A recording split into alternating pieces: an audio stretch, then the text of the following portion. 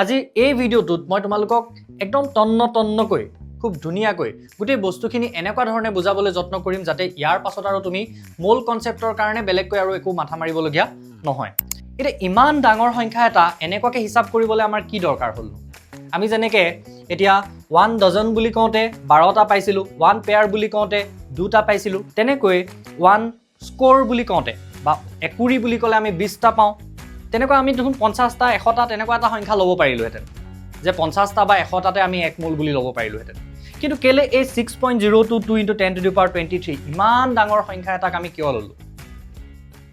মূল কনসেপ্টটো হ'ল এনেকুৱা এটা কনসেপ্ট যিটো কনসেপ্ট তোমালোকৰ ক্লাছ 9তো আছে, ক্লাছ 11তো আছে, ক্লাছ 12তো আছে। তাৰ মানে মূল কনসেপ্টটো কেমিষ্ট্ৰিৰ এনেকুৱা এটা কনসেপ্ট যিটো নোহোৱাকৈ আমি কেমিষ্ট্ৰি পঢ়িব নোৱাৰোঁ। তোমালোকে যদি নিট JEE বা যিকোনো ধৰণৰ কম্পিটিটিভ এক্সাম য'ত কেমিষ্ট্ৰি ৰিলেটেড হৈ থাকে তাৰ যদি যিকোনো এখন পেপাৰ চোৱা তাতো দেখিবা মূল কনসেপ্ট, আৰু তাৰ ওপৰলৈকে আমি যদি আপাৰ ষ্টাডিজো কৰোঁ তেতিয়াহ'লে তাতো দেখিবা মূল কনসেপ্ট লাগেই। কেমিষ্ট্ৰিৰ তাৰমানে মূল কনসেপ্টটো আমাৰ নহ'লেই নচলে। কিন্তু আমাৰ বহুত ষ্টুডেণ্টৰ দেখা যায় যে এই মূল কনসেপ্টটোত ডাউট থাকে, ভালকৈ ক্লিয়াৰ নহয়। ইয়াৰ যিখিনি মেইন কনসেপ্ট সেই বস্তুবিলাক ভালদৰে ক্লিয়াৰ নহয়। গতিকে আজি এই ভিডিওটোত মই তোমালোকক একদম তন্নকৈ খুব ধুনীয়াকৈ গোটেই বস্তুখিনি এনেকুৱা ধৰণে বুজাবলৈ যত্ন কৰিম যাতে ইয়াৰ পাছত আৰু তুমি মূল কনসেপ্টৰ কাৰণে বেলেগকৈ আৰু একো মাথা মাৰিবলগীয়া নহয়। এতিয়া সেইকাৰণে মই ভিডিওটোৰ টাইটেলটোতে এইটো লগাই ৰাখিছোঁ যে এই সলিউশন টু মেনি প্ৰব্লেমছ। তাৰমানে তুমি বহুত ধৰণৰ প্ৰব্লেম সলভ কৰিব পাৰিবা অলৰেডি যদি তুমি এই মূল কনসেপ্টটো ক্লিয়াৰ কৰি ল'ব পাৰা। এতিয়া মূল কনসেপ্ট বুলি কওঁতে আমি প্ৰথমতে জানিব লাগিব যে এই মূল হয়নো কি, মূলৰ একচুৱেলি ধাৰণাটো কি। মূলটো হ'ল এটা কাউণ্টিং নাম্বাৰ, এটা হিচাপ। যেনেকৈ আমি 1 ডজন বুলি ক'লে কি বুজি পাওঁ? 12টা বুজি পাওঁ। 1 ডজন বুলি ক'লে আমি কি বুজি পাওঁ? 12টা, 12 নাম্বাৰছ, হয়নে? 1 ডজন বুলি ক'লে যি বস্তুৰেই নহওক লাগিলে, ইয়াত দেখাইছোঁ মেংগো, দেখিছানে? আম যদি 1 ডজন লাগে বুলি কয় তেতিয়াহ'লে তুমি কিমানটা আমৰ কথা ভাবিবা? 12টা। তোমাক যদি কয় যে তৰমুজ, ৱাটাৰমেলন 1 ডজন, তেতিয়াহ'লে তুমি কিমানটা ভাবিবা? 12টা। চ' তেনেকুৱাই এটা কাউণ্টিং নাম্বাৰ। তেনেকৈ তুমি 1 পেয়াৰ অফ, দেখিছানে? 1 পেয়াৰ অফ চিকেন বুলি ক'লে আমি কি ভাবিম? এযোৰ মুৰ্গী, হয়নে? তেনেকৈ 1 পেয়াৰ অফ বেলেগ এটা বাৰ্ড বুলি ক'লেও আমি কি বুজি পাম? তাত 2টা থাকিব লাগিব। 1 পেয়াৰ বুলি ক'লে কেইটা থাকে? 2টা। সেই পেয়াৰটোৱে কি বুজায়? আমাক 2টা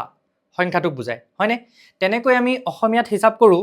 একুৰি, দুকুৰি হিচাপ কৰোঁনে 20টা একেলগে থাকিলে কি বুলি কওঁ আমি? একুৰি। যি বস্তুৰে নহওক লাগিলে, তুমি তামোল যদি হিচাপ কৰিছা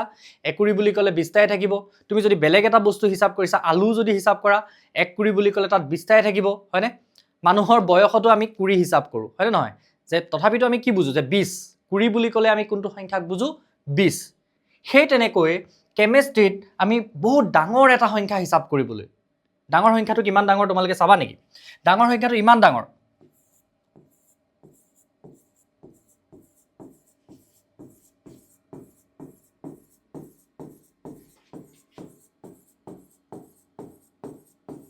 ইমান ডাঙৰ, ডাঙৰ সংখ্যাটো ইমান ডাঙৰ। চ' ইমান ডাঙৰ সংখ্যা এটাক আমি হিচাপ কৰিবলৈ এই মূল কনসেপ্টটো আমি জড়িত কৰিছোঁ। মূলটো বেলেগ একো নহয়, মূলটো হ'ল এটা এনেকুৱা কাউণ্টিং নাম্বাৰ। যেনেকৈ আমি 1 ডজন বুলি ক'লে আমি কি বুজি পাওঁ? 12টা। 1 পেয়াৰ বুলি ক'লে যেনেকৈ আমি 2টা বুলি বুজি পাওঁ, তেনেকৈ আমি 1 মোল বুলি ক'লে কি বুজি পাম? এই সংখ্যাটোক বুজি পাম। কিন্তু আমি এই সংখ্যাটো এনেকৈ লিখোঁ জানো? এই সংখ্যাটোক আমি এনেকৈ নিলিখোঁ। কেনেকৈ লিখোঁ? ইয়াক আমি চাইণ্টিফিক নোটেশ্যনত সৰু কৰি লিখোঁ 6.022 × 10⁻23 বুলি, হয়নে? 6.022 × 10⁻23। ইমান সংখ্যাক একেলগে আমি কি বুলি কওঁ? ইমান সংখ্যাক আমি একেলগে কি বুলি কওঁ? 1 মোল বুলি কম। এইটোকে আমি একেলগতে কি বুলি কম? 1 মোল বুলি কম। আৰু এই সংখ্যাটোক কি বুলি কোৱা হ'ব? এই সংখ্যাটোক কোৱা হয় এভোগ্ৰেডছ নাম্বাৰ। তোমালোকে থাম্বনেইলখনত যে এজন সাইণ্টিষ্টৰ ফটোখন দেখিছিলা, তেওঁ হ'ল এভোগ্ৰেডো। এতিয়া এভোগ্ৰেডক কথাটো ইয়ালৈ কেলৈ আহিলে আমি সেইটোও ডিছকাছ কৰিম, গম পাইছানে? আমি তন্নকৈ চব কথা বুজিম, মূলৰ যাতে একো ধাৰণা আমাৰ বাকী নাথাকে বুজি পাবলৈ। তোমালোকে খালি খুব গুৰুত্ব সহকাৰে ক্লাছটো চাব লাগিব। এতিয়া এইটোক কোৱা হয় এভোগ্ৰেডছ নাম্বাৰ বা এভোগ্ৰেডছ কনষ্টেণ্ট। আমি মনত ৰাখিব লাগিব 6.022 × 10⁻23। তাৰমানে এই সংখ্যাটোক আমি, ইমান দীঘল সংখ্যা এটা আমাৰ হিচাপ কৰিবলৈ দিগদাৰ হয় ন? চ' আমি কি কৰোঁ? এনেকুৱা দীঘল সংখ্যাবিলাকক এনেকৈ চাইণ্টিফিক নোটেশ্যনত লিখিবলৈ পাৰোঁ আমি, হয়নে? ক্লাছ 11ত আমাৰ আছে চাইণ্টিফিক নোটেশ্যনৰ বিষয়ে। চ' আমি এই সংখ্যাটোক আমি কি বুলি কওঁ? 1 মোল। এতিয়া ইমান ডাঙৰ সংখ্যা এটা এনেকুৱাকৈ হিচাপ কৰিবলৈ আমাৰ কি দৰকাৰ হ'লনো? আমি যেনেকৈ এতিয়া 1 ডজন বুলি কওঁতে 12টা পাইছিলোঁ, 1 পেয়াৰ বুলি কওঁতে 2টা পাইছিলোঁ, হয়নে? তেনেকৈ 1 স্ক'ৰ বুলি কওঁতে বা একুৰি বুলি ক'লে আমি 20টা পাওঁ। তেনেকুৱা আমি দেখোন 50টা 100টা তেনেকুৱা এটা সংখ্যা ল'ব পাৰিলোহেঁতেন, যে 50টা বা 100টাতে আমি 1 মোল বুলি ল'ব পাৰিলোহেঁতেন। কিন্তু কেলে এই 6.022 × 10⁻23 ইমান ডাঙৰ সংখ্যা এটাক আমি কিয় ল'লোঁ? সেইটো জানো বুজিবলৈ মন নাযায়? চ' আমি এতিয়া সেই কথাটো বুজিম যে ইমান ডাঙৰ সংখ্যা এটা আমি কিয় ল'লোঁ। ভাবি চোৱাচোন, তোমাক যদি মই এইখিনি বালি হিচাপ কৰিবলৈ দিওঁ, ইয়াত মই চাউল লৈছোঁ, এইখিনি বালি নহয়, চাউল এইখিনি যদি হিচাপ কৰিবলৈ দিওঁ, এনেকুৱা বেগ এটা দি পিনি তুমি পাৰিবানে হিচাপ কৰিব? বহুত সৰু বস্তু নহয় জানো? এনেকুৱা সৰু বস্তুবিলাক আমি একদম এটা এটাকৈ এনেকৈ হিচাপ কৰিবলৈ বহুত দিগদাৰ হয়, আমাৰ বহুত প্ৰব্লেম হ'ব। আমাক যদি বালি এইখিনি হিচাপ কৰিবলৈ দিয়া হয় তেতিয়াহ'লে আৰু বেছি প্ৰব্লেম হ'ব। তোমালোকে ভাবি চোৱাচোন, আমি এই মোলত কি হিচাপ কৰোঁ? এটমবিলাকক হিচাপ কৰোঁ, আমি মলিকুলবিলাকক হিচাপ কৰোঁ, হয়নে? আৰু সেই এটম আৰু মলিকুলবিলাকৰ কথা আমি কি বুলি পাইছিলোঁ? যে সিহঁতি মাইক্ৰস্কোপিক, আমি ভবাতকৈও সিহঁতি বহুত সৰু, আনইমাজিনেবলি সৰু। চ' তেনেকুৱা কিছুমান বস্তু যাক আমি দেখিয়ে নাপাওঁ খালী চকুৰে। এতিয়া আমাৰ চাৰিওকাষে এই জানো গেছৰ পাৰ্টিকলছবিলাক নাই, অক্সিজেন গেছ, কাৰ্বন ডাই অক্সাইড গেছ আমাৰ চাৰিওফালে ঘূৰি ফুৰিছে, দেখি পাইছোঁ জানো আমি? নাই দেখা। কিমান সৰু পাৰ্টিকলবিলাক, তেতিয়াহ'লে ভাবি চোৱাচোন কথাটো। চ' তেনেকুৱা সৰু পাৰ্টিকলবিলাক যাতে আমি মেক্ৰস্কোপিক লেভেলত জুখিব পাৰোঁ, আমি চকুৰে দেখিব পৰা এটা লেভেলত যাতে জুখিব পাৰোঁ, সেই তাৰ কাৰণেই এই ধাৰণাটো আহিছে। কথাটো চাগে বুজি পোৱা নাই, ধৰিব পৰা নাই মই কি ক'বলৈ বিচাৰিছোঁ, তোমালোকে চাগে ধৰিব পৰা নাই কথাটো, হয় নহয়? যে সেই মাইক্ৰস্কোপিক বস্তুটোক আমি মেক্ৰস্কোপিক লেভেলত জুখিব পৰাকৈ আমি কি কৰিছোঁ? এই মোল কনচেপ্টটো আনিছোঁ। এইখিনিতে আৰু এটা কথা কৈ লওঁ, এই যে মোলৰ কথা ক'লোঁ, এই মোলটো এটা সংখ্যা। মোলটোৱে ডাইৰেক্টলি এটা নিৰ্দিষ্ট ভৰক ৰিপ্ৰেজেণ্ট নকৰে, বা মোলটোৱে এটা নিৰ্দিষ্ট ভলিউমক ডাইৰেক্টলি ৰিপ্ৰেজেণ্ট নকৰে। তাৰ মানে কি বুজাবলৈ বিচাৰিছোঁ জানানে? ৰিলেট কৰিবা কথাটো তোমালোকে। এতিয়া যদি মই কওঁ যে 1 ডজন এপল বা 1 ডজন মেংগো, এতিয়া 1 ডজন মেংগোৰ যিটো মাছ হ'ব সেই সমান মাছ জানো ইয়াৰ হ'ব? 1 ডজন তৰমুজৰ হ'ব জানো? ৱাটাৰমেলনৰ হ'ব জানো? মাছটো একেই হ'ব জানো? কেতিয়াও নহয়। কিন্তু 1 ডজন বুলি ক'লে 12টা থাকিব, সেইটো ফিক্স, হয়নে? চ' সেইকাৰণেই মই কৈছোঁ, ইয়াত ওপৰত যে লিখি ৰাখিছোঁ যে a mole is just a counting unit like dozen or pair. It's not a mass and it's not a volume. এইটো এটা চাৰ্টেইন ভলিউমক বুজোৱা নাই, বা এইটো এটা চাৰ্টেইন এটা মাছক বুজোৱা নাই। বুজি পাইছানে? কিন্তু ই কি বুজাইছে? 12টা, সেইটো স্পেচিফিকেলি বুজাইছে। তেনেকৈ 1 মোলটোৱে 6.022 × 10⁻23 পাৰ্টিকলছক বুজাব, মাইক্ৰস্কোপিক পাৰ্টিকলছ। মাইক্ৰস্কোপিক পাৰ্টিকলছ মানে কোনবিলাক? এটমছ হ'ব পাৰে, হয়নে? মলিকুলছ হ'ব পাৰে, বা আয়নছ, যিবিলাক আমি একদম খালী চকুৰে দেখি নাপাওঁ, হয়নে? ডাঙৰ বস্তু জুখিবৰ কাৰণে কেতিয়াও আমি মোলটো ব্যৱহাৰ নকৰোঁ। তুমি ভাবি চোৱাচোন, সেই ইমান ডাঙৰ যে মই সংখ্যা দেখাইছিলোঁ, সিমান সংখ্যা তুমি তেনেকৈ তৰমুজ হিচাপ কৰি থাকিবলৈ কোনো প্ৰয়োজন নাই। কাৰণ আমি যিটো বস্তু চকুৰে দেখিয়ে আছোঁ তাক 12টা হিচাপত আমি জুখিব পাৰিছোঁ। বুজি পাইছা কথাটো? কিন্তু এই যে ইহঁতে ইমান মেক্ৰস্কোপিক, ইমান সৰু, চ' সিহঁতক যাতে আমি এটা মেক্ৰস্কোপিক লেভেললৈ আনিব পাৰোঁ, আমি চকুৰে দেখিব পৰা এটা লেভেললৈ আনিব পাৰোঁ, সেইকাৰণে এই মূল কনচেপ্টটো আহিছে। ক্লিয়াৰ হ'ম, ভালকৈ আমি ক্লিয়াৰ হ'ম। আৰু অকণমান আগলৈ গ'লে আৰু আমি ক্লিয়াৰ হ'ম। খালি ইয়াত আমি এটা কথা মনত ৰাখি ল'ম যে মোল মানে এটা নিৰ্দিষ্ট মাছ নহয়, মোল মানে এটা নিৰ্দিষ্ট ভলিউম নহয়। বেলেগ বেলেগ বস্তুৰ ক্ষেত্ৰত যেনেকৈ 1 ডজন বুলি ক'লে তাহাঁতৰ মাছ বেলেগ হ'ব, 1 ডজন এপলৰ বা মেংগোৰ মাছটো বেলেগ হ'ব, 1 ডজন তৰমুজৰ মাছটো বেলেগ হ'ব, হয়নে? এই 1 পেয়াৰ অফ এই সৰু সৰু বাৰ্ডকেইটাৰ মাছটো বেলেগ হ'ব বা ভলিউমটো বেলেগ হ'ব। সমান স্পেচ অকুপাই কৰিব নেকি এই মুৰ্গীকেইটাৰ সমান? নকৰে। ভলিউমটো বেলেগ হ'ব বেলেগ বেলেগ বস্তুৰ ক্ষেত্ৰত। কিন্তু সেই 1 পেয়াৰ বা 1 ডজন সেই সংখ্যাটো কিন্তু ফিক্স। 1 ডজন মানে 12টা আৰু 1 পেয়াৰ মানে হ'ল 2টা। অ'কে, এতিয়া সেই কেনেকেনো বস্তুটো আমাৰ মেক্ৰস্কোপিক লেভেললৈ গ'ল আমি সেইটো বুজিবলৈ যত্ন কৰিম। এতিয়া সেই বস্তুটো বুজিবলৈ যাওঁতে আমি আৰু অকণমান আগৰ পৰা আহিব লাগিব। আৰু অকণমান আগৰ পৰা মানে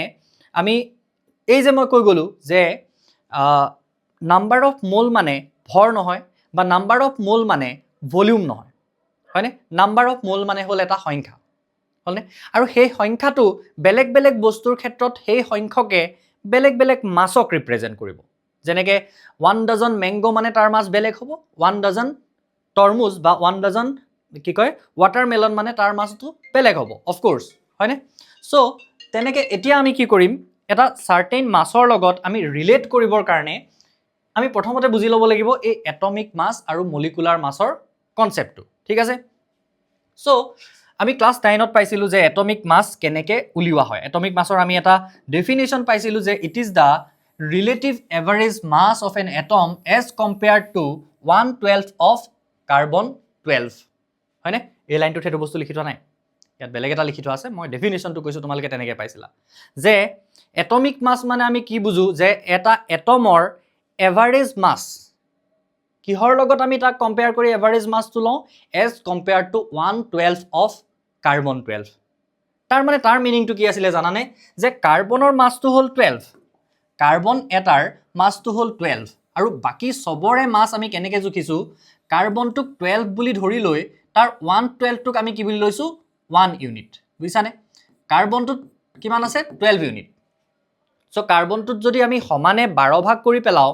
12 পাৰ্ট কৰি পেলাওঁ তেতিয়াহ'লে তাৰ এটা পাৰ্টৰ মাছ কিমান হ'ব 1 ইউনিট এই ইয়াৰ এটা পাৰ্টৰ মাছ কিমান হ'ব 1 ইউনিট আৰু বাকীবিলাকক কি কৰা হৈছে সেই কাৰ্বনৰ লগত জুখি এভাৰেজ মাছবিলাক কি কৰা হৈছে লোৱা হৈছে সিহঁতৰ তাৰ মানে তেনেকৈ যেতিয়া এই কাৰ্বন 12টোৰ এটা পাৰ্টৰ লগত কম্পেয়াৰ কৰা গ'ল এনেকুৱা এটা পাৰ্টৰ সমান হ'ল হাইড্ৰজেনটো সেইটো কাৰণে হাইড্ৰজেনৰ এটমিক মাছ কিমান হ'ল 1 ইউনিট হ'ল কাৰ্বনটো কাৰ্বনে কাৰ্বন 12 ইউনিট দেন নাইট্ৰজেনৰ তাৰ মানে নাইট্ৰজেনৰ এটা এটমৰ সমান হ'বলৈ এই কাৰ্বন 12টোৰ এনেকুৱা 1 ইউনিট কিমানটা দৰকাৰ হ'ল 14টা সেইকাৰণে এইটো হ'ল 14 ইউনিট দেন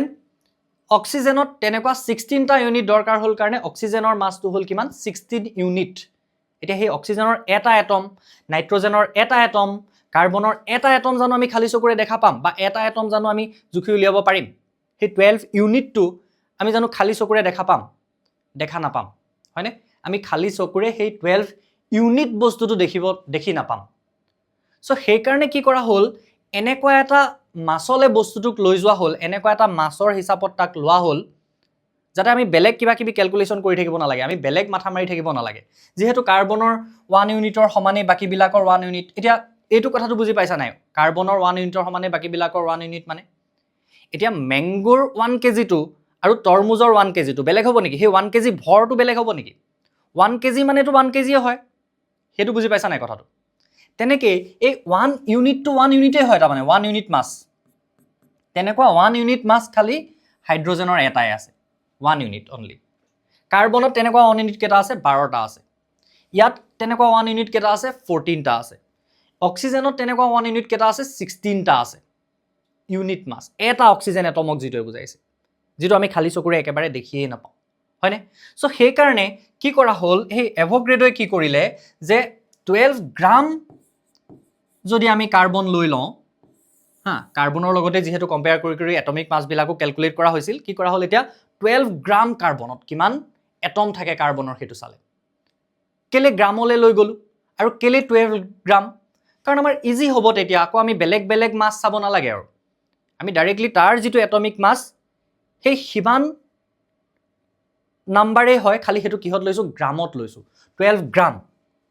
12 গ্ৰাম ললত তাত কিমান কাৰ্বন এটম থাকে বুলি পালে যে 6.022 into 10 to the power 23 থাকে কাৰ্বন 12 গ্ৰামত কিমান থাকে 6.022 into 10 to the power 23 থাকে হয়নে এটা কাৰ্বনৰ এই 12 ইউনিট বুলি কওঁতে আমি হেতু কিমান বুজিছিলো অনলি 1 এটম কাৰ্বনৰ 1 এটম বুলি ক'লে তাত 12 ইউনিট থাকে তেতিয়ালে এতিয়া 6.022 into 10 to the power 23 টা লৈ ললত কিমান হ'ল 12 গ্ৰাম আৰু হেতু কিয় 6.022 into 10 to the power 23 হ'ল এতিয়া বুজি পালানে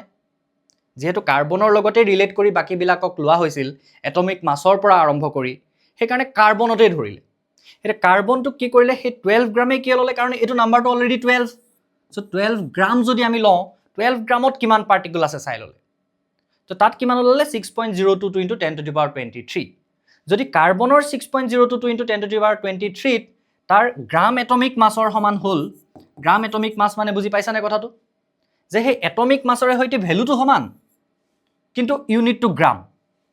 একেই বুজাইছে নেকি এতিয়া 12 ইউনিট আৰু 12 গ্ৰামে একেই বুজাইছে নেকি নাই বুজোৱা 12 ইউনিটে এটা এটমক বুজাইছে যেটো মাইক্ৰোস্কোপিক হয় যেটো microscopic this are microscopic values extremely tiny to be measured them directly আমি হেতুক মেজাৰে কৰিব নোৱাৰো ইমান বেছি সৰু এটা ইউনিট হয় কিন্তু গ্ৰামলে যদি লৈ লওঁ তোমালোকে 1 গ্ৰাম বস্তু ভাবি চোৱাচোন আমি দেখি পাওঁ 1 গ্ৰাম হুনেৰে ফুলিচুলি বনিয়ে যায় হয় নহয় দেখি পাওঁ সো হে দেখি পাব পৰা এটা জুখলে তাৰ মানে তাক লৈ যোৱা গল আৰু ৰিলেটিভলি এনেকুৱা এটা মাছলে লৈ যোৱা হৈছে যেটো ইয়াৰ লগত ডাইৰেক্ট ৰিলেট হৈ আছে সো কাউন্ট কৰিবলৈ আমাৰ আৰু দিগদাৰ নহয় তাৰ মানে এতিয়া যদি কাৰ্বনৰ 12 গ্ৰাম ললত ইমান ওলাইছে তাৰ মানে নাইট্ৰজেনেও তেনেকে 14 গ্ৰাম লৈ ললত কিমান ওলাব ইমান ওলাব 6.022 into 10 to the power 23 বুইছা নাই কথাটো 12 ইউনিট মানে এটা যদি এটম হয় তেনেকে তেতিয়া 12 গ্ৰাম মানে কিমান হৈছে ইমানটা তেতিয়ালে নাইট্ৰজেনৰো যদি 14 ইউনিট মানে এটা এটম হয় তেতিয়ালে 14 গ্ৰাম মানে কিমানটা হ'ব লাগিব ইমানটা আৰু বাকি সবৰে ক্ষেত্ৰতে কি হ'ব হেতুৱে এপ্লিকেবল হ'ব সবৰে ক্ষেত্ৰতে হেতুৱে এপ্লিকেবল হ'ব সো এই মোল কনসেপ্টটো হল কি এটা ট্ৰিক যেটোৰ দ্বাৰা আমি কি কৰিছো এই মাইক্ৰোস্কোপিক বস্তুবিলাকক ম্যাক্ৰোস্কোপিক লেভেলত জুখিব পৰাৰ বাবে এটা ব্যৱস্থা কৰিছো গম পাইছানে গ্ৰামটো আমি জুখিব পাৰো সো গ্ৰামলে লৈ গলো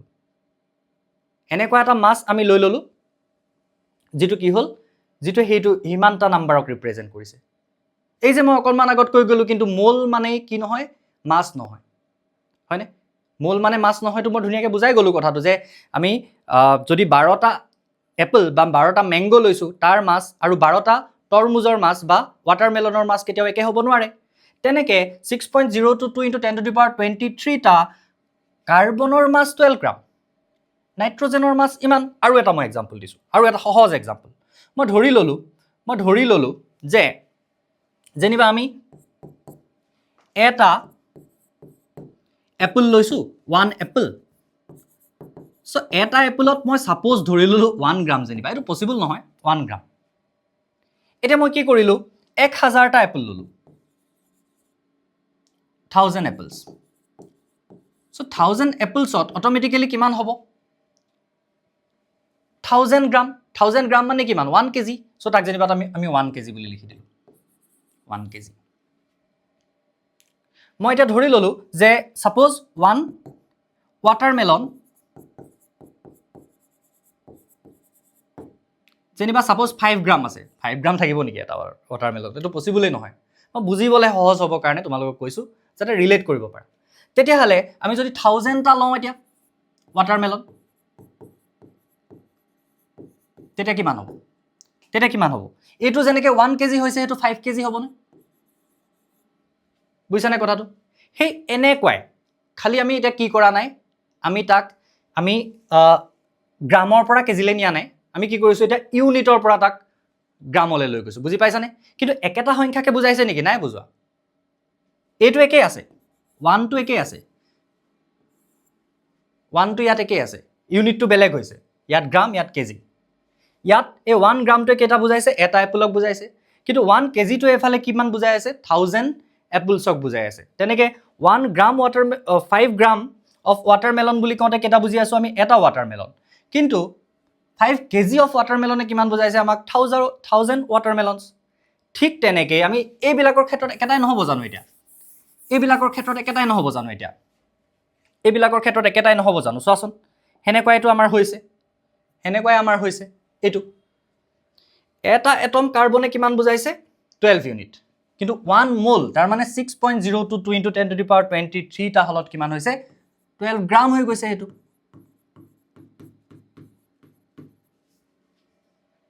এতিয়া এটা এটম অফ নাইট্ৰজেন মানে আমি কিমান বুজিছো 14 ইউনিট কিন্তু 1 মোলত কিমান থাকিব 14 গ্ৰাম বুজিছানে আমি তেনেকৈ তাত কি কৰিছো হে কনভাৰচনটো কৰি লৈছো তেনেকৈ তাত কি কৰিছো বস্তুটো কনভাৰ্ট কৰি লৈছো আমি বুজি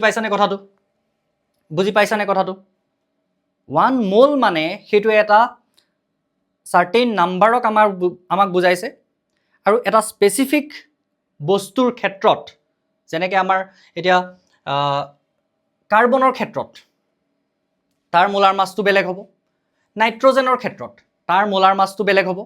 সো মোলাৰ মাছটো ফিক্স নহয় মোলৰ সংখ্যাটোহে ফিক্স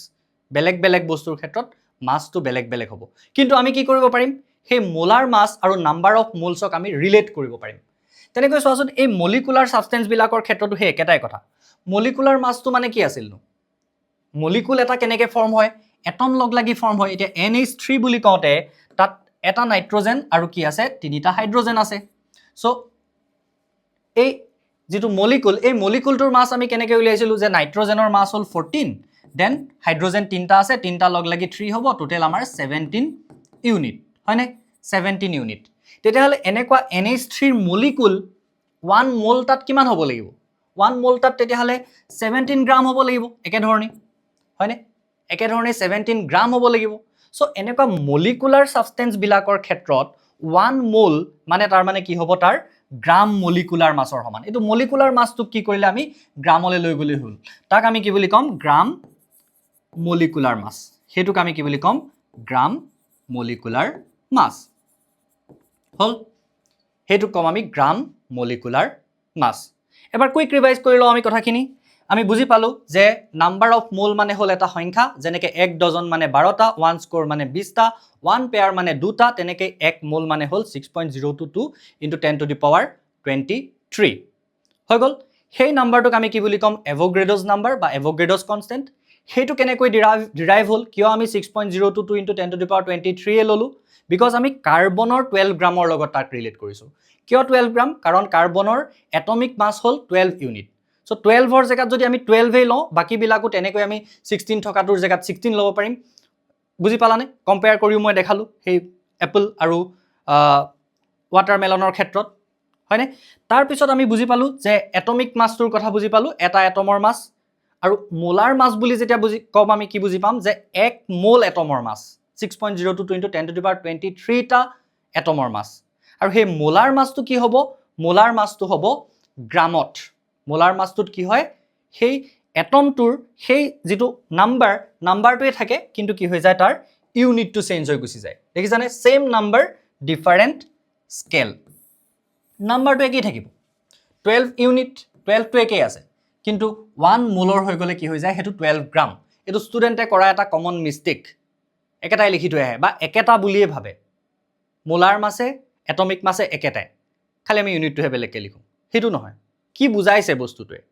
যেতিয়া আমি এটমিক মাছ বুলি কৈছো এটা এটমৰ মাছ বুজাইছে কিন্তু যেতিয়া আমি তাক মোলাৰ মাছ বুলি কৈছো হি 1 মোল এটমৰ মাছ বুজাইছে বহুত এটা ডাঙৰ নাম্বাৰ বুজাইছে যেটো আমি খালি চকুৰে দেখিব পৰা এটা লেভেলৰ নাম্বাৰ আমাক কি কৰিছে ই বুজাইছে দেন তেতিয়াহলে মলিকুল বিলাকৰ ক্ষেত্ৰটো একেই হ'ব এই আমি জাস্ট দেখিলো যে মলিকুলাৰ মাছ অফ এমোনিয়া আমি কি পাইছিলো 17 ইউনিট তেতিয়াহলে 17 ইউনিটটোক আমি 17 গ্ৰামলৈ যদি লৈ যাওঁ হেতু কি হৈ গল গ্ৰাম মলিকুলাৰ মাছ তাৰ মানে মলিকুলাৰ সাবষ্টেন্স বিলাকৰ ক্ষেত্ৰত এতিয়া যেনেকৈ ওয়াটাৰৰ এটা মলিকুলাৰ মাছ কিমান 18 ইউনিট তেতিয়াহলে ওয়াটাৰৰ 1 মোল মলিকুলাৰ মাছ কিমান হ'ব 18 গ্ৰাম হেতুকে আমি কি বুলি কম তাৰ মোলাৰ মাছ বুজি পাইছানে এতিয়া মলিকুল বিলাকৰ ক্ষেত্ৰত তাৰ মানে মোলাৰ মাছ উলিওৱা আৰু মলিকুলাৰ মাছ উলিওৱা ফৰ্মুলাটো একে ধৰণে হ'ব আমি suppose molar mass of water উলিয়াব লাগে যেনিবা এটা মোলাৰ মাছ অফ ওয়াটাৰ উলিওৱা মানে কিনো আলটিমেটলি আমি সেই মলিকুলাৰ মাছৰ সংখ্যাটোৱে উলিয়াম কিন্তু তাত কি কৰিম আমি গ্ৰাম লিখিব পাৰিম একদম সহজ হৈ গল আমাৰ মোলাৰ মাছ অফ H2O যেনিবা আমি উলিয়াব লাগে আমি জানো যে দুটা হাইড্ৰজেনৰ মাছ 2 আৰু অক্সিজেনৰ মাছ 16 টোটাল হৈ গল 18 কিন্তু এতিয়া যদি আমি মোলাৰ মাছ উলিয়াই আছো তেতিয়াহলে আমি ইয়াত কি নিলিখো ইউ বুলি নিলিখো আমি ইয়াত কি লিখিম গ্ৰাম বুলি লিখিম বাস কথা হেতুই কিন্তু উলিয়াব পৰা ফৰ্মুলাটো আমাৰ একেটাই হলনে আমি বুজি পালো ধুনিয়াকে বুজি পালো আই থিংক তেনেকৈ এটা কাৰ্বন ডাই অক্সাইডৰ এটা মলিকুলাৰ মাছ 44 ইউনিট আৰু 1 মোল মলিকুলাৰ মাছ কিমান 44 gram that means it is the gram molecular mass এটো কওঁতে আমি কি বুলি কব পাৰো গ্ৰাম মলিকুলাৰ মাছ কাৰণ মলিকুলাৰ মাছটোৰ সমানেই এই সংখ্যাটো আছে ডিজিটটো বাট তাক আমি কি কৰিছো গ্ৰামত লিখিছো সেম নাম্বাৰ বাট ডিফাৰেন্ট স্কেল হৈ গল এতিয়া আমি কেনেকৈ নাম্বাৰ অফ মোল ক্যালকুলেট কৰিম মোল এণ্ড মাছ ৰিলেশনশিপ এতিয়া নাম্বাৰ অফ মোল আমি তাৰ মানে কেনেকৈ ক্যালকুলেট কৰিম যদি আমাক মাছ দিয়া আছে নাম্বাৰ অফ মোলস আমি কেনেকৈ ক্যালকুলেট কৰিম যদিহে আমাক মাছ দিয়া আছে ধুনিয়াকৈ বুজিম আমি এটা এটমিক সাবষ্টেন্সৰ ক্ষেত্ৰত তাৰ মানে যদি আমাক এটমিক সাবষ্টেন্স এটা দিয়া থাকে এটমিক সাবষ্টেন্সৰ ক্ষেত্ৰত যদি মাছ দিয়া থাকে এটমিক সাবষ্টেন্সৰ ক্ষেত্ৰত if mass given red color to visible hoise na I need to check once oh it is not that much visible okay kune if mass is given is mass if mass is given. যদি আমাৰ atomic সাবষ্টেন্স এটাৰ ক্ষেত্ৰত মাছটো দিয়া আছে তেতিয়াহলে কি হ'ব এটমিক সাবষ্টেন্সৰ ক্ষেত্ৰত যদি মাছটো গিভেন আছে তেতিয়াহলে নাম্বাৰ অফ মোলছক আমি স্মল n এৰে বুজাব পাৰো is equal to given mass by molar mass. এই স্মল m টোৰে আমি কি বুজাম given mass. ফৰ্মুলা আমি মুখস্থ ৰাখিবলগীয়া নহয় ইয়াত দেন ক্যাপিটেল m টোৰে আমি কি বুজাম মোলাৰ মাছ তাৰ মানে এতিয়া আমি কোনটো বস্তু কৰিবলৈ গৈ আছো গম পাইছানে একদম ইজি কথা এটা মই যদি তোমাক কওঁ যে এটা এপলত 1 গ্ৰাম কে আছে এটা এপলত 1 গ্ৰাম কে আছে এটা তুমি মোক 120 গ্ৰাম এপলত কিমান ডজন আছে উলিয়াই দিব লাগে তুমি কি কৰিবা তুমি এটা এপলত যদি 1 গ্ৰাম আছে বুলি জানা তেলে 12 তাত কিমান থাকিব 12 গ্ৰাম তো মই কৈছো কি যে 120 গ্ৰামত কিমান ডজন আছে তুমি উলিয়াব লাগে তুমি ইজিলি কি কৰিবা হে 120 12 এৰে ডিভাইড কৰি দিবা তুমি 10 ডজন আছে বুলি মোক কৈ দিবা তাৰ কাৰণে যদি তুমি কিবা ফৰ্মুলা মুখস্থ ৰাখিবলগীয়া হৈছে নাই ৰখা তুমি ফৰ্মুলা ঠিক তেনেকৈ ইয়াত এটা গিভেন মাছ এটা মাছ দিয়া আছে তাত তোমাক কিমান মোল আছে হেতু উলিয়াবলৈ দিছে এটা যেনেকৈ ইয়াত তুমি কি কৰিলা কিহেৰে ডিভাইড কৰিলা 1 ডজনত কিমান মাছ আছে হেতুৰে ডিভাইড কৰিলা এটা তেনেকৈ আমি এই মোল উলিয়াবৰ কাৰণে কি কৰিম 1 মোলত কিমান মাছ আছে হেতুৰে ডিভাইড কৰিম তাৰ মানে মোলাৰ মাছেৰে ডিভাইড কৰিম আৰু মোলাৰ মাছ মানে কি হ'ব এটমিক সাবষ্টেন্সৰ ক্ষেত্ৰত হেতু কি হ'ব গ্ৰাম এটমিক মাছ হয়নে গ্ৰাম এটমিক মাছটোকে আমি কি বুলি কওঁ মোলাৰ মাছ বুলি কওঁ ধৰিব যদি পৰা নাই আমি কৰিম এটা এক্সাম্পল ডিসকাস হয়নে দুনিয়াকে আমি এক্সাম্পল এটা ডিসকাস কৰিম মই যদি কওঁ এতিয়া calculate number of moles in 160 gram O. At O বুলি কৈছো মই O2 কোৱা নাই O. That means O atom টোৰ কথা কৈছো Or atomic mass কিমান 16 unit. So তাৰ molar mass কিমান হ'ব 16 gram. 1 molar mass কিমান তাৰ মানে 16 gram. 1 মোলত কিমান মাছ থাকে 16 gram. বুঝছনে কথাটো তেতিয়ালে আমি নাম্বাৰ অফ মোল কেনে কইলাম কিমান মোল আছে 160 গ্ৰামত কিমান মোল আছে কেনে কইলাম আমি একদম ইজি হয়নে নাম্বাৰ অফ মোল দিয়াব লাগে n পে কি বুজাইছো আমি নাম্বাৰ অফ মোলস কেনে কইলাম গিভেন তো আমাক কিমান দিয়া আছে 160 গ্ৰাম দিয়া আছে আমাক হা মোলাৰ মাছটোক আমি কেনেকে লিখিব পাৰিম মোলাৰ মাছ অক্সিজেনৰ কিমান হয় 16 আমি গ্ৰাম পাৰ মোল বুলি লিখিব পাৰো মোলাৰ মাছটো হলে আলটিমেটলি গ্ৰামে হয় কিন্তু হি কি বুজাই আছে 1 মোলত কিমান গ্ৰাম থাকে হেতু বুজাই আছে সো আমি যত দৰকাৰ হয় আমি এনেকে গ্ৰাম পাৰ মোল বুলি লিখিব পাৰো যদি তোমালকে এনেকে ইউনিটটো ইয়াত নিলিখিলে অসুবিধা পোৱা সো ইয়াত ধুনিয়াকে তেতিয়া গ্ৰাম গ্ৰাম ক্যান্সেল গৈ মোল ওলাই যাব তোমাৰ মোল ওলাব লাগে আলটিমেটলি হয়নে সো ইয়াত 10 মোল পাম আমি ইজি হয় একদম ইজি হেতু নিচিনা মই যদি কলো যে তোমাক 150 টকা দিছো 10 টকা মেগি লৈ আহা যোৱা যিমানটা পোৱা তুমি কেটা পাবা তুমি এটো জানা যে এটা মেগিৰ দাম 10 টকা সো 150 रुपीसত কিমান পাবা হেতু কৰিবলে তুমি কি কৰিছা 10 সে ডিভাইড কৰি দিছা 15 পেকেট পাবা হেতুটো ইজি পাৰি গৈছা একো ফৰ্মুলা মনত নৰখাকে সো এটো কিয় নৰিম একেই কথা এটা আমাক মাছ দিয়া আছে গিভেন মাছ তাত কিমান মোল থাকিব আমাক খুদিছে আমি জানো সবৰে কাৰণে এটা ফিক্স মাছ আছে যে অক্সিজেনৰ মোলাৰ মাছ ইমান নাইট্ৰজেনৰ মোলাৰ মাছ ইমান তাৰ মানে 1 মোলৰ মাছটো আমি জানো তেতিয়াহলে কিমান পাম আমি জানো হে একে ধৰণে হে একে 150 টকাটো দি মই যদি তোমাক কওঁ যে তুমি কি কৰিবা এতিয়া 15 টকিয়া যেনিবা মেগি পেকেট আছে তুমি 15 টকিয়া আনিব লাগে তেতিয়া তুমি 10 ৰে ডিভাইড কৰিবা নেকি তেতিয়া তুমি 10 ৰে ডিভাইড নকৰা তেতিয়া তুমি কিহে কৰিবা 15 ৰে ডিভাইড কৰিবা হয়নে তেনেকে তোমাৰ বেলেগ বস্তুৰ দামটো বেলেগ ইয়াত কি হ'ব বেলেগ এটম বা বেলেগ মলিকুলৰ ক্ষেত্ৰত হে মোলাৰ মাছটো বেলেগ হ'ব অফ কোৰ্স হয় নহয় এতিয়া আমি মোলাৰ এই মলিকুলৰ ক্ষেত্ৰত যাওঁ আমি যদি molecular substance হয় যদি হি molecular substance হয় so molecular substance যদি হয় যদি mass দিয়া থাকে if mass is given তেতিয়াহলে কি হ'ব number of moles is equal to given mass by molar mass again ইয়াত molar mass টোক আমি কি বুজিম গ্ৰাম molecular mass মানে কিনো molecular mass টোৱে হয় সংখ্যাটো খালি তাক আমি কিহত লিখিব লাগিব গ্ৰামত যেটোৱে কি বুজাব 1 মোলৰ মাছ বুজাব ওকে সো এতিয়া এটা কোৱেশ্চন আকৌ ইয়াতো লব লাগিব আমি নহয় জানো এটা এক্সাম্পল কৰিলেহে আমি যদি উইক হৈ আছো তেতিয়াহলে আমি বুজি পাম এমোনিয়াৰ কথা অকনমান আগত ডিসকাস কৰিছিলো এমোনিয়াকে লওঁ ঠিক আছে মই যদি কওঁ যে Calculate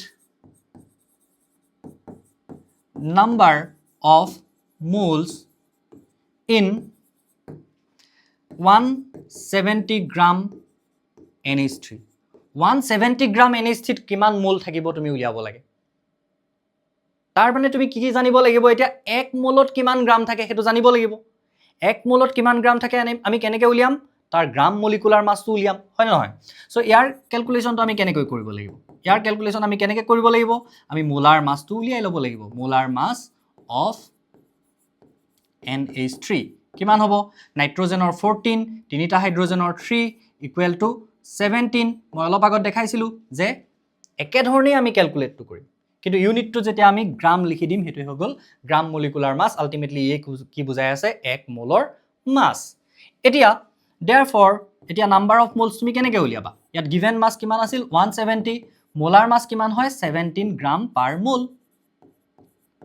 মোল বুলি কিয় লগাই দিব পাৰো কাৰণ আলটিমেটলি হেই ই কি বুজাই আছে মোলাৰ মাছটোৱে 1 মোলত কিমান গ্ৰাম থাকে হেতু বুজাই আছে সো ইয়াতো আমি কি পাম এতিয়া 10 মোল বুজিলানে কথাটো সো এনেকৈ আমি ৰিপ্ৰেজেন্ট কৰিব পাৰো এনেকৈ আমি ৰিলেট কৰিব পাৰো মোল আৰু মাছক এনেকৈ মোল আৰু মাছক আমি ৰিলেট কৰিব পাৰো দেখিছানে এটা ইয়াৰ 10 মোল মানে অক্সিজেনৰ 10 মোল মানে অনলি কিমান হৈছিল 160 গ্ৰাম কিন্তু এমোনিয়াৰ 10 মোল মানে কিমান হৈছে দেখিছানে 170 গ্ৰাম সো তাৰ মানে কি হয় মোলটোৱে ডাইৰেক্টলি কি নকৰে এটা সাৰ্টেন মাছক নুবুজায় বেলেগ বেলেগ বস্তুৰ ক্ষেত্ৰত 1 মোল মানে তাৰ মাছ বেলেগ বেলেগ হ'ব পাৰে হল এতিয়া মোল আৰু মাছটো কেনেকৈ আমি ৰিলেট কৰিব পাৰো সেই বস্তুটো ধুনিয়াকৈ বুজি পাই গল দেন মোল আৰু ভলিউমকো কিন্তু আমি ৰিলেট কৰিব পাৰো কেতিয়া at STP condition at STP কন্ডিশনত আমি ক্যালকুলেশন বিলাক কৰো মোল আৰু ভলিউমৰ কি হ'ব যদি আমি 1 মোল কিবা এটা বস্তুৰ ভৰক বা মাছক আমি কি বুলি কৈছো মোলাৰ মাছ তেতিয়ালে 1 মোল কিবা এটা বস্তুৰ ভলিউমক আমি কি বুলি ক'ব পাৰিম মোলাৰ ভলিউম বুলি ক'ব পাৰিম 1 মোলে যিমান ঠাই আগুৰি থাকিব হেতুকে আমি কি বুলি ক'ম মোলাৰ ভলিউম বুলি ক'ব পাৰিম তাৰ মানে 1 মোল বা 6.022 বেলেগ বেলেগ বস্তুৰ ভলিউমো কি হ'ব বেলেগ বেলেগ হ'ব যেনেকৈ বেলেগ বেলেগ বস্তুৰ ক্ষেত্ৰত 6.022 * 10^23 টাৰ মাছ বেলেগ বেলেগ হৈছে ভলিউমো বেলেগ বেলেগ হ'ব হেতু হয় কিন্তু এখিনিতে আমাৰ এটা টুইষ্ট আছে আমি মনত ৰাখিব লাগিব এনেকা টুইষ্ট বিলাক আমি মনত ৰখাটো খুবেই জৰুৰী টুইষ্টটো হল কি যে at STP standard temperature and pressure condition that means 0 degree Celsius and 1 atmospheric pressure এটো কোৱা হয় standard temperature and pressure condition suppose তোমাৰ ৰুমটো যেনিবা এই কন্ডিশনটোত আছে তোমাৰ ৰুমটোত যেনিবা 0 degree Celsius হৈ আছে আৰু 1 atmospheric pressure হৈ আছে সেই কন্ডিশনটো সো সেই সাৰ্টেন কন্ডিশনটোত যিকোনো গেছে আমি অক্সিজেন লও নাইট্ৰজেন লও বা জি গেছে নলও লাগিলে তাৰ 1 মোলে সদায় এটা নিৰ্দিষ্ট এই ভলিউমটো আগুৰি থাকে মই প্ৰথমতে কি কলো যে বেলেগ বেলেগ বস্তুৱে 1 মোল মানে অফ কোৰ্স বেলেগ বেলেগ জায়গা আগুৰি থাকিব কিন্তু তথাপিতো এটো এটা এক্সেপশন আমি মনত ৰাখিব লাগিব এটা টুইষ্ট যে কি হয় যিকোনো গেছে 1 মোলে STP কন্ডিশনত কিমান ঠাই অকুপাই কৰি থাকে 22.4 লিটাৰ হেতু ফিক্স তা মানে এটো আমি মনত ৰাখিম এক্সট্ৰা কে আকো যে এটুক আমি সেই কাৰণে কি বুলি কম molar volume of gas at STP standard temperature and প্ৰেসাৰত গ্যাস বিলাকৰ মোলাৰ ভলিউম কিমান হয় 22.4 লিটাৰ হৈ গল হেতু আমি মনত ৰাখিম যে জি গেছে নলও লাগিলে আমি যদি স্ট্যান্ডার্ড টেম্পারেচার এন্ড প্রেসার কন্ডিশনত লও তেতিয়া হলে 1 মোলে কিমান ঠাই অকুপাই কৰিব 22.4 লিটাৰ স্পেস অকুপাই কৰি থাকে ভলিউম সেই কাৰণে 22.4 লিটাৰ হয় এতিয়া সাপোজ ইয়াৰ পৰা মই যদি এটা কোৱেশ্চন কওঁ তোমাক যে ওকে সো আমি যদি এটা কোৱেশ্চন লও যে হাউ মেনি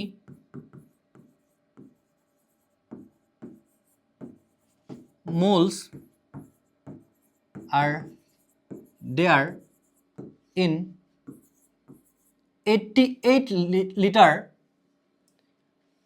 88 নলও বাৰু ঠিক আছে এটা কাম কৰো আমি কি কৰিম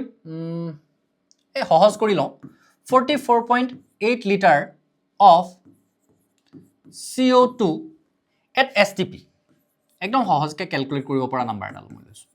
STP hall how many moles are there in 22. in 44.8 liter of carbon dioxide at STP standard temperature and pressure conditionত 44.8 liter carbon মানে তাত কিমান মোল থাকিব আমি অলৰেডি কি শিকিলো যে STP কন্ডিশনত 1 মোলে সদায় কিমান জায়গা লৈ থাকে 22.4 লিটাৰ তেতিয়ালে এইটোৰে যদি আমি ডিভাইড কৰি দিও আমি 1 মোলৰ ভলিউমটো এতিয়া জানো সো 1 মোলৰ ভলিউমটোৰে যদি এই যেটো ভলিউম আছে তাক ডিভাইড কৰি দিও তেতিয়ালে আমি গম পাম তাত কিমান মোল আছে হয় নহয় একদম ইজি হৈ আছে আমাক একদম ইজি হয়নে তো সলিউশনটো আমি কি কৰিম ডাইৰেক্টলি ইয়াক আমি কেনেকৈ কৰিব পাৰিম number of moles given volume by molar volume আৰু molar volume তো আমি গমেই পাওঁ সো given volume আমাৰ কিমান আছে 44.8 লিটাৰ molar volume কিমান 22.4 লিটাৰ তেতিয়াহলে ইয়াত কি ওলাব 2 মোল এটা molar volume তো আমি ইমান পাৰ মোল বুলি লিখিব পাৰো কাৰণ ই আলটিমেটলি কি বুজাইছে যে পাৰ মোলত ইমান লিটাৰ থাকে হয়নে মোল ওলাব আমাৰ বা এটোত যদি তুমি মোলটো লিখিও নলোৱা তেতিয়াও ইয়াত লিখোতে খালি আমাক যেহেতু মোল উলিয়াবলৈ দিছে তেতিয়াহলে আমি মোলটো লিখিব লাগিব ইউনিটটো নিলিখাটোৱে বহুত ষ্টুডেন্টৰ এটা ডাঙৰ ভুল ঠিক আছে এতিয়া আৰু এটা বস্তু মন কৰাচোন আমি এনেকুৱা ধৰণৰ ক্যালকুলেশনো যাদু কৰিব নোৱাৰিলোহেতেন তোমাক যদি মই কলোহেতেন যে 120টা এপলত কিমান ডজন থাকে তুমি উলিয়াব পাৰিবানে অফ কোৰ্স পাৰিবা কাৰণ তুমি জানা যে 1 ডজনত 12টা থাকে এটা 120টাত কিমান ডজন আছে বুলি কলে তুমি ডাইৰেক্টলি 12 ৰে ডিভাইড কৰি দিবা 120 টুক 120 ক তুমি 12 ৰে ডিভাইড কৰিবা ডাইৰেক্ট তুমি কবা যে 10 ডজন তেনেকে সংখ্যাটোতো কেতিয়াবা আহিব পাৰে হয়নে সংখ্যাটোতো আহিব পাৰে নাম্বাৰ অফ মোলস ক্যালকুলেট কৰিবলৈও আহিব পাৰে হয় নহয় যেনিবা আহিলে তোমাৰ যে calculate number of moles of Mg in 3.011 into 10 to the power 23 atoms আমাক 3.011 into 10 to the power 23 টা এটম দি দিছে ম্যাগনেসিয়ামৰ আৰু হুদিছে যে তাত কিমান মোল আছে যেনেকে মই তোমালোকক কলো যে 120 টা মই তোমাক ম্যাঙ্গো দি দিছো তাত কিমান ডজন আছে তুমি কোৱাচোন তুমি আৰামসে কৈ দিবা মোক যে 10 ডজন আছে কেনেকৈ কলা তুমি 12 ৰে ডিভাইড কৰি দিলা এতিয়া আমি জানো যে 1 মোলত কিমান থাকে 6.022 into 10 to the power 23 থাকে তেতিয়ালে এনেকৈ যদি আমাক দিয়ে এটা সংখ্যা দি থয় তাৰ পৰা আমাক মোলটো উলিয়াবলৈ দিয়ে আমি কি কৰিম 1 মোলত যিমান থাকে হেতুৰে ডিভাইড কৰিম হয় নহয় সো এইটোৰ ক্ষেত্ৰত সলিউশনটো কি হ'ব আমি সলিউশন কেনেকৈ কৰিম আমি সলিউশনটো এনেকৈ কৰিম যে number of moles is equal to given number by Avogadro's number Avogadro's number মানে কি 1 mole হয় নহয় Avogadro's number টোক আমি এনেকৈ বুজাও you can even note it down যদি না জানা বহুত ষ্টুডেন্টে জানা আৰু এই ভিডিওটো যদি এতিয়ালৈকে কোনোবাই চাই আছা তেতিয়াহলে নিশ্চয় তোমাৰ ডাউট আছিল কাৰণে তুমি চাই আছা সো Avogadro's number টোক আমি এনেকৈ বুজাব পাৰো এতিয়া এইটোৰ ক্ষেত্ৰত given number কিমান আমাৰ 3.011 into 10 to the power 23 আৰু আমি মোলৰ নাম্বাৰটো কিমান জানো যে 6.022 into 10 to the power 23 আৰামসে 10 to the power 23 10 to the power 23 cancel গৈ আছে হয়নে এইটো চোৱাচোন 1/2 হৈ আছে নে আলটিমেটলি 1/2 1/2 মানে কি 0.5 আলটিমেটলি আমাক উলিয়াবলৈ দিছে কি মোল সো আমি মোল বুলি লিখি থৈ আহিব লাগিব এটো পাহৰিলে নহব সো এনেকৈ আমি কি কৰিব পাৰো নাম্বাৰ অফ মোলস ক্যালকুলেট কৰিব পাৰো হল এতিয়া আৰু এটা ধৰণৰ ক্যালকুলেশন আমি কৰিবলগীয়া হ'ব পাৰে যেটোক মই ৰাখিছো মিক্স ক্যালকুলেশন বুলি আমাক নাম্বাৰ অফ মলিকুল বা নাম্বাৰ অফ এটম উলিয়াবলৈ দি দিব পাৰে কেনেকৈ জানানে এনেকৈ আমাক যদি কয় যে calculate number of atoms in 180 gram H2O কি কৰিবা তুমি ইয়াত কি কৰিছে তোমাক H2O 180 গ্ৰামত কিমান এটম আছে উলিয়াবলৈ দিছে হয়নে আমি এটা বস্তু মনত থাকিব লাগিব যে গ্ৰামৰ লগত এনেকৈ আমি এই মলিকুল এটম এবিলাক কি হয় কেতিয়া ৰিলেট কৰিছো যেতিয়া মোলৰ কনসেপ্ট আহিছে তেতিয়া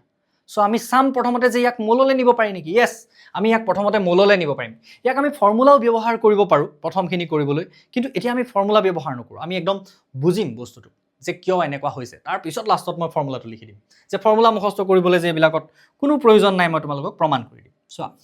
এতিয়া কথাটো চোৱা যে আমাক কি দিছে এটা গিভেন মাছটোক আমি কি হলে নিব পাৰিম নাম্বাৰ অফ মোলছ হলে নিব পাৰিম হয়নে সো আমি অলৰেডি জানো যে ওয়াটাৰৰ ক্ষেত্ৰত যেহেতু কৈছে এতিয়া আমাক কি লাগিব ওয়াটাৰৰ মোলাৰ মাছটো লাগিব হেতুৰে ইয়াক ডিভাইড কৰি দিলে আমি কি পাম কিমান মোল ওয়াটাৰ আছে গম পাম হয়নে সো প্ৰথমতে আমি ইয়াত কি কৰিম মোলাৰ মাছ অফ H2O কেনেকৈ উলিয়াম H2 ৰ মাছ জানো 2 হয় অক্সিজেনৰ মাছ জানো হয় 16 এতিয়া আমি কিমান লিখিম এটো 18 ইউনিট নিলিখো আমি কি লিখিম গ্ৰাম পাৰ মোল দেন তেতিয়া হলে therefore ইয়াত নাম্বাৰ অফ মোলছ কিমান আছে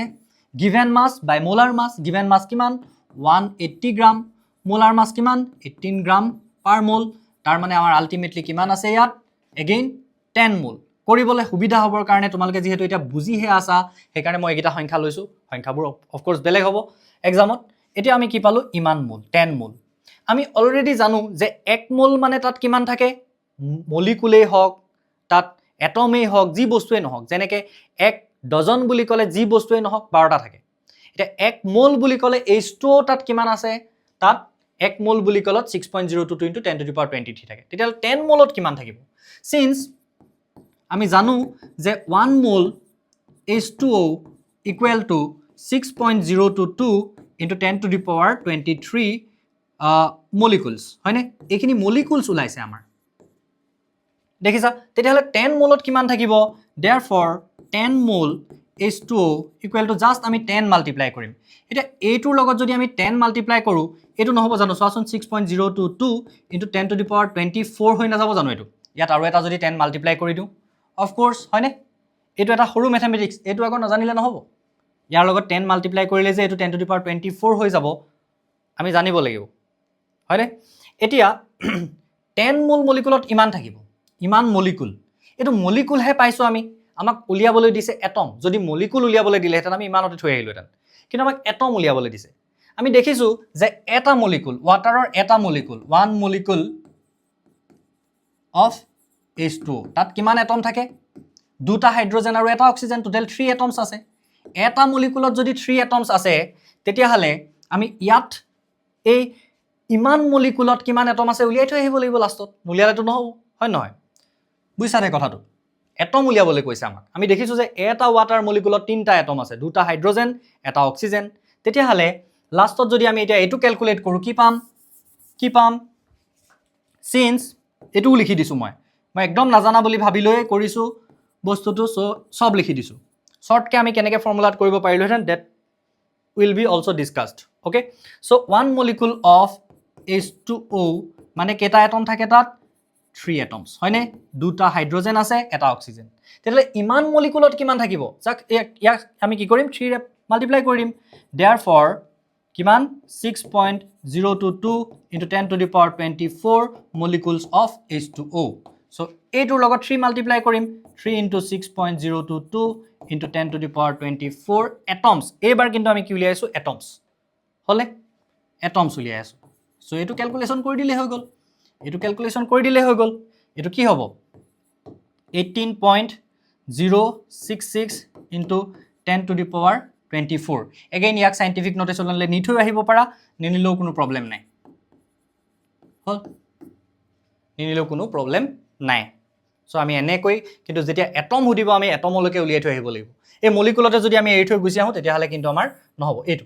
মলিকুলতে এৰি থৈ আহিলে নহব এতিয়া চোৱাচোন ইয়াত আমি কি কৰিব পাৰিম এটুক আমি কেনেকৈ কৰিব পাৰিলো হেতেন এইখিনিলৈকে মলিকুলছলৈকে যেতিয়া আমাক পাৰ্টিকলছ এনেকৈ উলিয়াবলৈ দিব আমি এটা ফৰ্মুলাতে কৰিব পাৰিলো হেতেন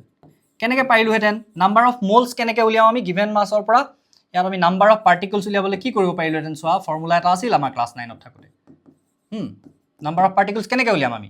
গিভেন মাছ বাই মোলাৰ মাছ প্ৰথমতে আমি হেতু কৰা নাই জানো গিভেন মাছ বাই মোলাৰ মাছ কৰিছো গিভেন মাছ বাই মোলাৰ মাছ কৰিলত কি ওলালে আমাৰ নাম্বাৰ অফ মোল ওলালে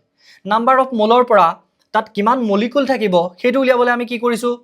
তাৰ লগত 6.022 into 10 to the power 23 multiply কৰিছো নাই কৰা জানো হেতুৰ লগতেটো মাল্টিপ্লাই কৰিলো 10 ৰ লগত হয়নে সো এটো তাৰ লগত আমি নাম্বাৰ অফ মোলছ টুক মাল্টিপ্লাই কৰিম তেতিয়া কি ওলাই এইটো সো এইখিনিৰ পৰা এইখিনিলৈকে আমাক এই ফৰ্মুলাটোৱে দি দিব পাৰে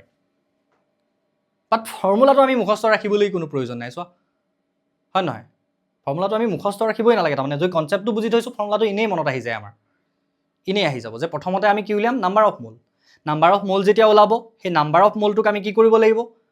সেই এভোগাড্ৰছ নাম্বাৰটোৰ লগত মাল্টিপ্লাই কৰিব লাগিব তেতিয়াই আমাৰ মলিকুলৰ সংখ্যাটো ওলাব আৰু আমি যিহেতু দেখিছোঁ যে এটা মলিকুলত 3টা এটম থাকে তেতিয়াহ'লে সেই সিমান মলিকুলত কিমান এটম থাকে আমি ক্যালকুলেট কৰি লাষ্টত উলিয়াই দিব লাগিব হৈ গ'ল সো নাম্বাৰ অফ মোলছ আমি এনেকৈ উলিয়াব পাৰোঁ নাম্বাৰ অফ মোলছৰ ধাৰণা হ'ল এইখিনিয়ে আই হোপ তোমালোকক এই ভিডিঅ'টোৱে বহুত বেছি সহায় কৰিব যদি তোমাৰ মোল কনচেপ্টটো ডাউট আছিল গম পাইছানে আৰু ডাউটবিলাক ক্লিয়াৰ হৈছে নে নাই তোমালোকে মোক কমেণ্টতো জনাবা বুলি মই আশা ৰাখিলোঁ জনাবা নিশ্চয় আৰু এই মোল কনচেপ্টটোৰ লগত ৰিলেটেড নাম্বাৰ অফ মোলছটো উলিয়াব জানিলেহে আমি মোলাৰিটি মোলেলিটি মোল ফ্ৰেকশ্যন এই বস্তুবিলাক যে ক্লাছ 12ত আছে সেইবিলাক কিন্তু আমি বুজি পাম ঠিক আছে আই হোপ ভিডিঅ'টোৱে তোমালোকক হেল্প কৰিলে আৰু যদি চেনেলটো এতিয়ালৈকে তোমালোকে ছাবস্ক্ৰাইব কৰি থোৱা নাই তেতিয়াহ'লে ছাবস্ক্ৰাইব কৰি থবা কাৰণ এনেকুৱা ধৰণৰ ভিডিঅ' তোমালোকে আগলৈও তেতিয়াহে পাই থাকিবা থ্যাংক ইউ